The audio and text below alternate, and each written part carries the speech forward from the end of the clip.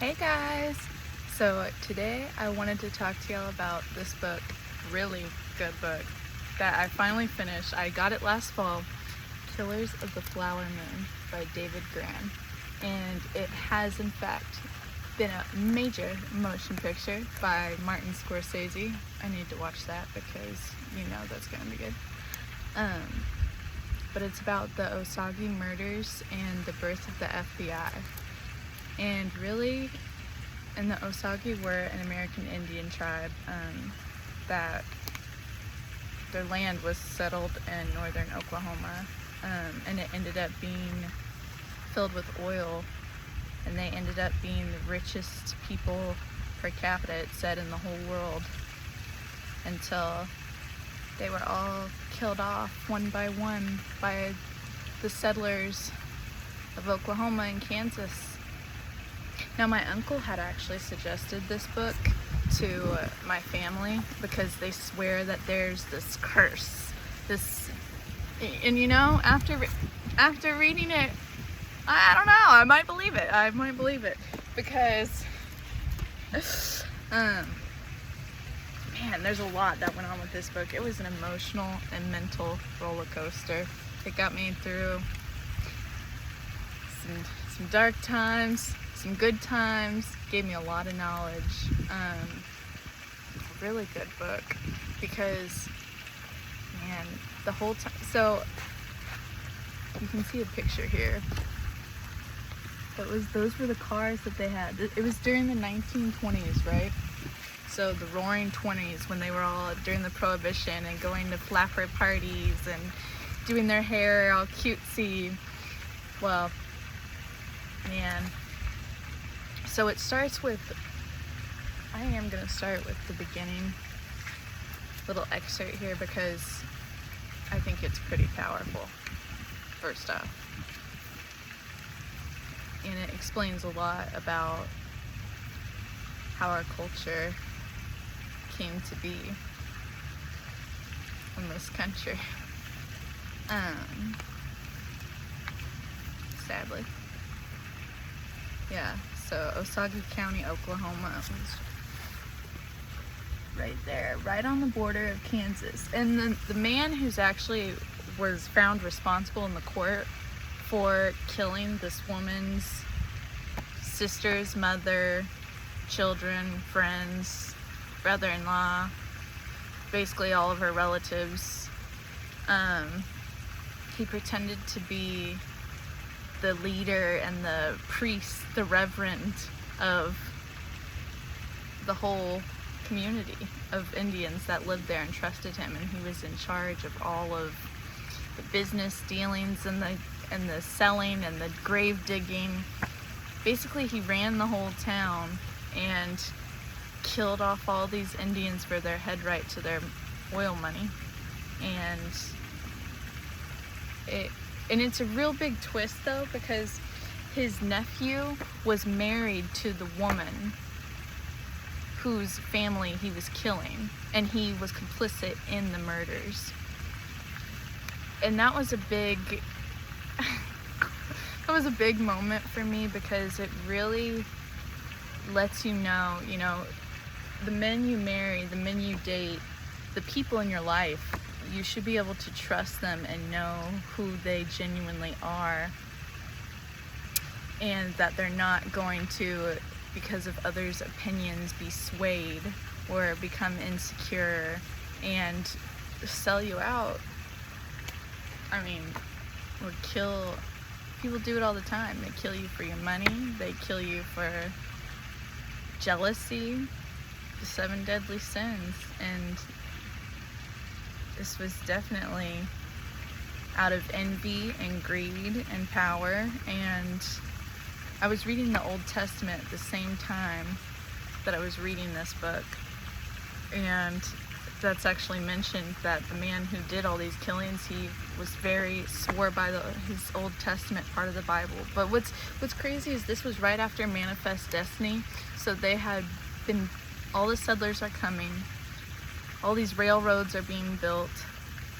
They're killing off all the Indians, taking their land. But they quit the drinking. And then people were, I'm assuming they had the Bible at this time. And I mean, the guy called himself Reverend, but nobody was talking about, they obviously weren't listening about Jesus and weren't learning about Jesus. They were definitely talking about power and revenge and seeking to take from people and to enslave people. And if they couldn't enslave them, just outright kill them. And that's not, as I said, I've been reading the Old Testament. That's not even really, I mean, that's a whole other story, but really the Old Testament God was still about fairness and truth and equality. There are some, and about being good to people and not polluting the land you live on. Okay. And here's also why I believe the part about the curse being on my family is because the man who did this, W.K. Hale, he was part of the Masonry, the Mason lodges. And now my grandpa, he actually was a part of the Freemasons as well. I mean, he did charity work and stuff with kids in the community. I think that's what they do across the country, at least nowadays. I don't know. But anyways, he was a part of that and came from Kansas City and was born right after this time. So he would have been the descendants of the settlers that killed all these Indians. And he ended up working for oil and gas as well. So, like I said, this beginning excerpt here, though, of the book, well, in the first chapter, is really good. I'm just going to read it to you. Okay, I'll start at the beginning. In April, millions of tiny flowers spread over the Blackjack Hills and vast prairies in the Osage Territory of Oklahoma. There are Johnny Jump-Ups and Spring Beauties and Little Bluets. The Osage writer John Joseph Matthews observed, the galaxy of petals makes it look as if gods have left confetti. In May, when coyotes howl beneath an unnervingly large moon, taller plants such as spiderworts and black-eyed Susans begin to creep over the tinier blooms, stealing their light and water. The necks of the smaller flowers break and their petals flutter away, and before long they are buried underground. This is why the Osage Indians refer to May as the time of the flower killer moon.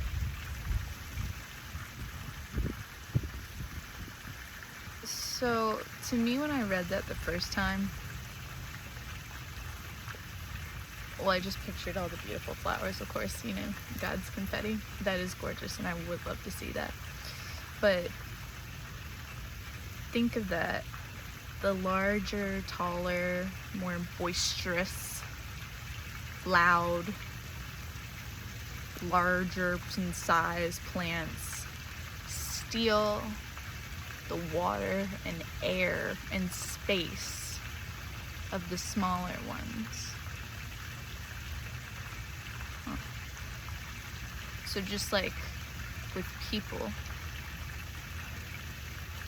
the louder people, maybe they're not always right, but they steal all the space and attention and importance from the wiser, calmer, more controlled.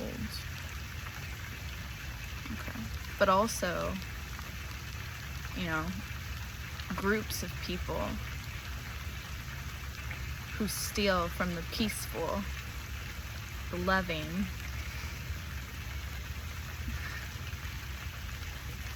Wow. You know, and that's how this book starts. And then it goes into Molly and Ernest Burkhart. And that's, man, she had children with him, okay? And this was the guy whose uncle pretended to be the upstanding leader of community, leading all these, the trading posts, the grave diggers, the funeral people. He was in charge of all of them. And they all were complicit in covering it up. And then the FBI comes in, and there's this sweet detective, or at least I'm assuming he was very fair and committed to this case. But those were the 2 children.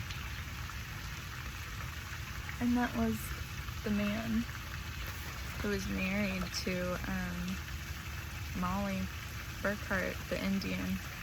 And first of all, so the Osage Indians, they lived apparently all over Oklahoma. Well, they lived everywhere in this country and were forced into small little places of territory where the settlers and Americans at that time thought that, oh, they would just die off.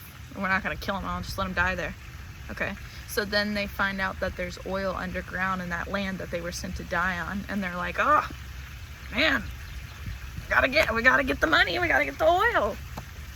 Okay, so then they start calling all these, so then they use the newspapers to start calling them, this poor lady, they use the newspapers to start calling them I really did not know that's what they called them, all sorts of names. I don't know. I mean, I guess, yes, clearly that would be offensive today.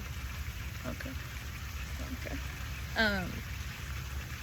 But they called them all sorts of names that just ring true to what people do today when they scapegoat groups of people.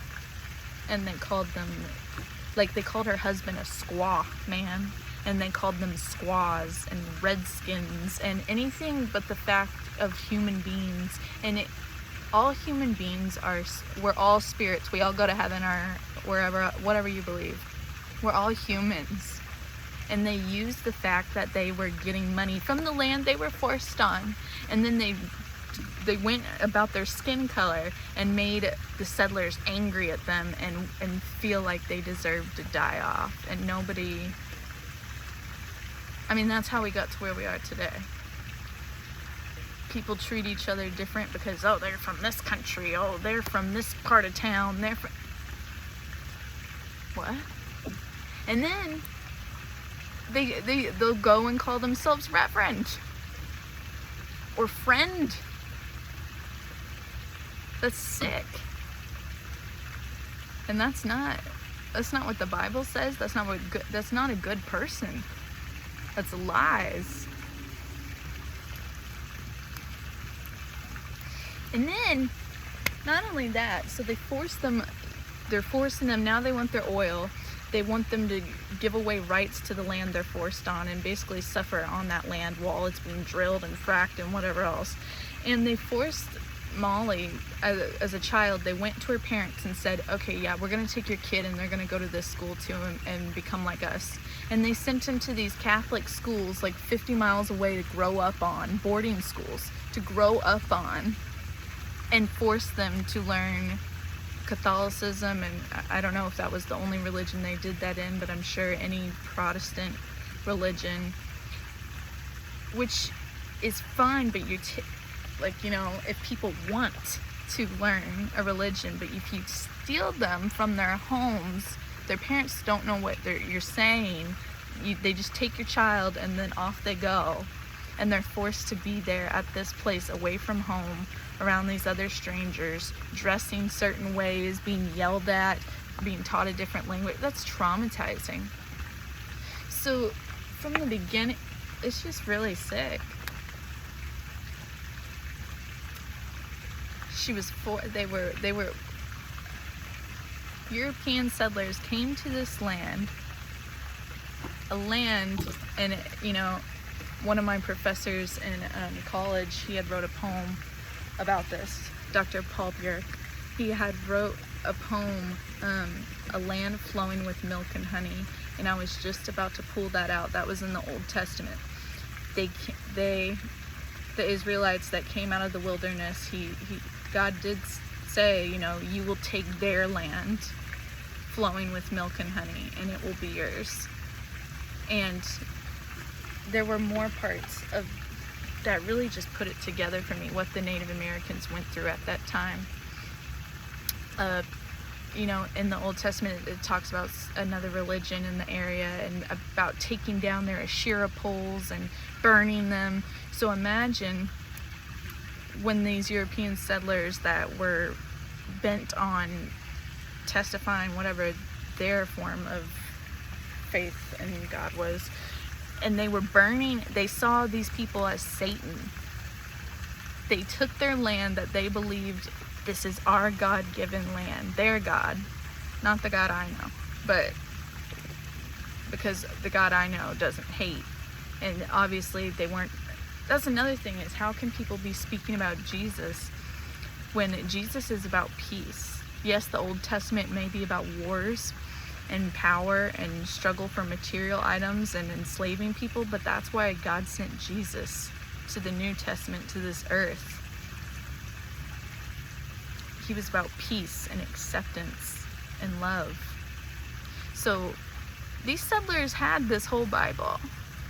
They knew both parts, and they came to this country, enslaved and murdered these people, took everything away from them, and then had the nerve to sit there and say, oh, they're always upset. They never smile. They're not very friendly. And they have red skin.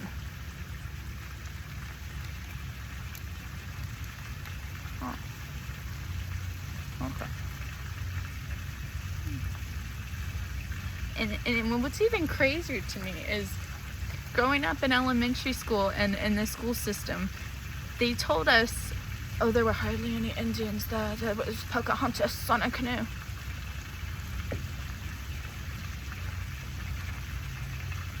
No. No, bro. No.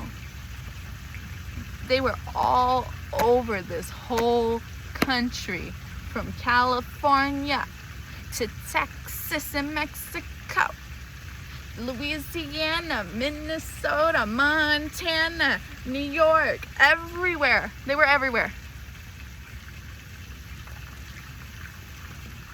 And people came in and said, oh, this land is ours now. You're going to sign our treaties and you're going to go live over there. And if you try to fight back, we'll kill you with our 6 shooters. Which is why the Texas Rangers were actually formed. Was to kill off the Indians and to make them go away. And that's how the 6-shooter was formed. And then all the other rifles. How the West was won.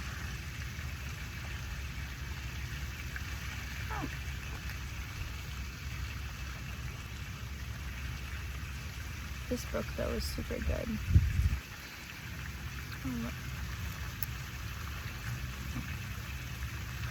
Your money draws them in, and you're absolutely helpless. They all have the law and machinery on their side. Tell everybody when you write your story that they're scalping our souls out here. So that's why I believe there is a curse. Not just on my family per se, but definitely on hatred is a curse. Evil is a curse.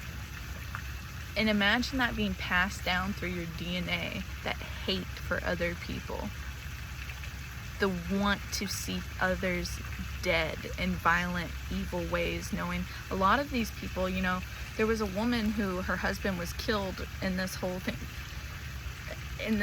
They were, and it wasn't just W.K. Hale either. That was the point. He was just the one who the FBI was able to set. I mean, they got him for what he did and put him away. But there were tons of other people that were doing the same thing. And they got away with it all.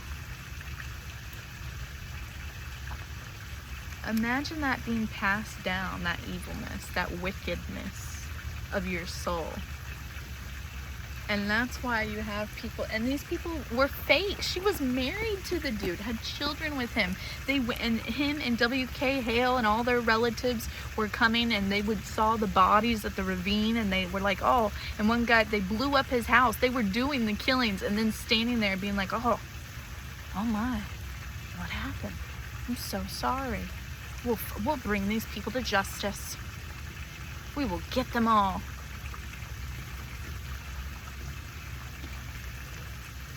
there are people like that that walk among us today, and that is why people outcry about the world and about how, you know, the land, it just all goes together.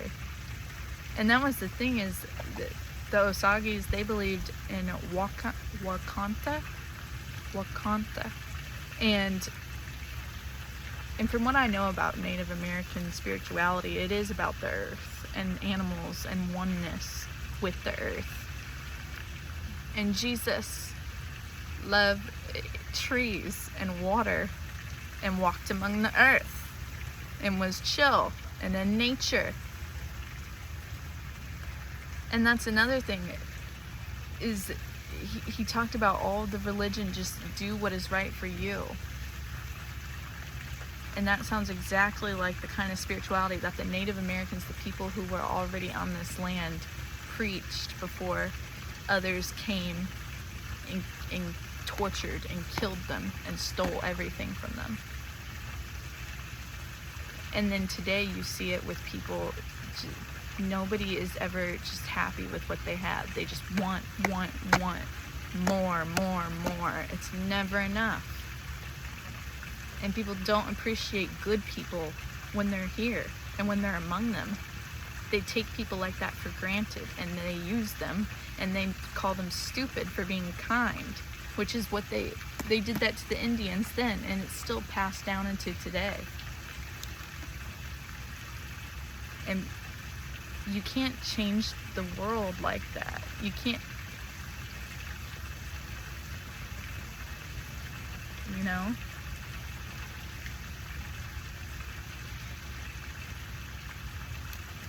So,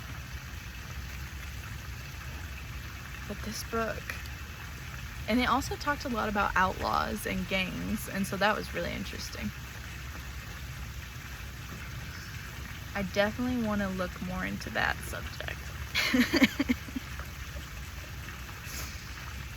But it's just really sick.